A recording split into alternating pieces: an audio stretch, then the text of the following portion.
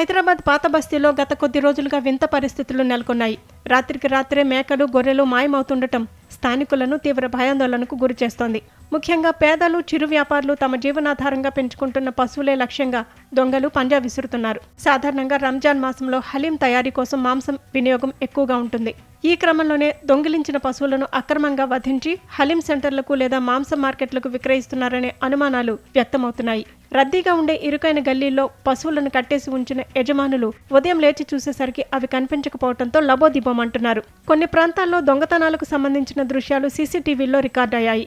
అయితే దుండగులు ముఖాలకు ముసుగులు ధరించడం, వాహనం నంబర్లు స్పష్టంగా లేకపోవడంతో పోలీసుల దర్యాప్తు సవాలుగా మారింది. పోలీసులు రాత్రి పహారా పెంచామని చెబుతున్నప్పటికీ నిత్యం ఎక్కడో ఒక చోట చోరీలు జరుగుతూనే ఉన్నాయి.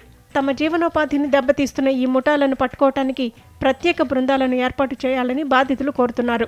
వధశాలలు, మాంసం రవాణా మార్గాలపై నిఘా ఉంచాలని, అనుమానాస్పద వాహనాలను క్షుణ్ణంగా తనిఖీ చేయాలని స్థానికులు పోలీసులను డిమాండ్ చేస్తున్నారు. ఈ చోరీలు అరికట్టకపోతే పాత బస్తీలో ఆందోళనలు మరింత తీవ్రమయ్యే అవకాశం ఉందని అంటున్నారు.